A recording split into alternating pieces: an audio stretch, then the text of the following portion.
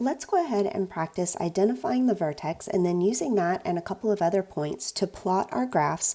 And then we're going to identify the transformations and the domain and range of each graph. So for number 5, I notice that the vertex, there's nothing in parentheses with x, so that means that the x-coordinate is at 0 and my y-coordinate is at a positive 4. So I can plot my vertex of my parabola at 0, 4. Now I want to pick a couple other numbers to plug in for x and plot my graph.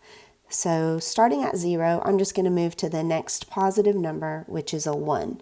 So if I plug in a 1 right here instead of x, I'm going to get 1 squared plus 4, which is 5. So I can plot another point right here at 5. Then, continuing to move to the right, I'm going to plug in a x value of 2. If I take 2 and square it, I get 4. And then I need to add this 4. So 4 plus 4 is 8. So at the x-coordinate of 2, I'm actually up here above my graph just a little bit at 8. And I can draw in a rough sketch of the right side of my parabola by doing that.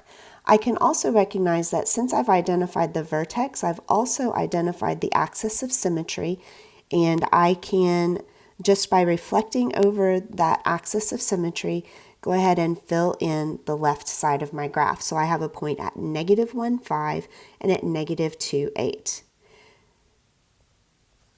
Let's go ahead and identify the transformations that have occurred. So remembering that our parent function is just x squared, the one thing that has happened is we are adding 4. Adding 4 outside of parentheses is a vertical translation, and so that sends us up by 4. The other thing that I want to go ahead and identify is the domain and the range. Our domain, if you start reading from left to right, the first thing that I run into is an arrow, and the last thing that I run into is an arrow. So that means that my domain is all real numbers, or writing it in interval notation, -infinity to infinity. My range, however, is not all real numbers.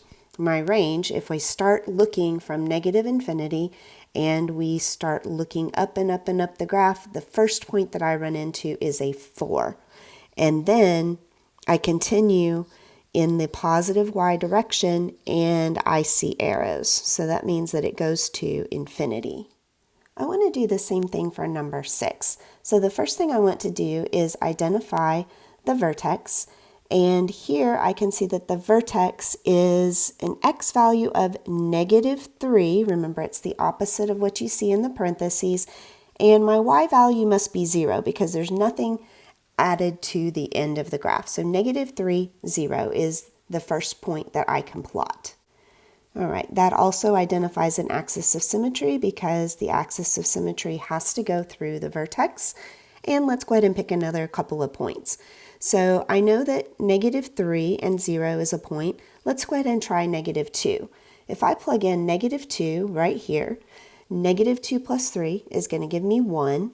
1 squared is also 1, but then I need to stick a negative on it. So I'm going to say -2, 1 is a point. Let's go ahead and continue moving to the right. If I plug in an x value of -1, I'm going to get a 2 inside the parentheses. Squaring 2, I get 4, and taking the negative of it, I get -4. So at the location of -1 in the x, I'm at -4. That allows me to draw in the right side of my graph. If I use symmetry, I can put a point at -4, -1, and another one at -5, -4, and draw in the left side of my graph. All right, let's go ahead and identify all of our transformations now. So the first thing I notice is a negative sign there, and a negative sign outside of parentheses is a reflection over the x-axis. So reflect over x-axis. The other thing that I noticed that's different from just my x squared is that I have a plus 3 inside the parentheses. Remember, if it's inside the parentheses, it's talking about a translation left or right. Which one is it? Well, you have to remember opposite when you're looking on the inside of parentheses. So a positive number actually sends us to the left. So we are going to the left by 3. All right, now let's go ahead and identify our domain and our range. So our domain for this one is the same as it always is for a quadratic. It's going to be negative infinity to infinity, written in interval notation. Range this time, we're coming up from the bottom, from negative infinity. That's where the arrows are pointing. And then we stop at 0. We don't see anything past 0. Let's look at our next example, number 7. I would like for you to pause the video and try this one on your own, and then come back and see how you did. All right, let's see how you did. The first thing you should have done is identified the vertex at 1, negative 3, because this negative 1, remember the negative is built into the equation, is a positive x value, and negative 3 is our y value. Starting at my vertex, I can go 1 to the right and plug in a point at 2, and then a point at 3, and I can actually even get the point at 4 here. And then by symmetry, I can reflect that over to the axis of symmetry and get my other points to plot. I notice that I have a negative 1 inside parentheses, so that's going to turn me to the right by 1. And then down 3 for the negative 3, that's at the back end. Domain, again, doesn't change, negative infinity to infinity. My range starts at negative 3. Negative 3 is included and goes up to infinity because the arrows are pointing up.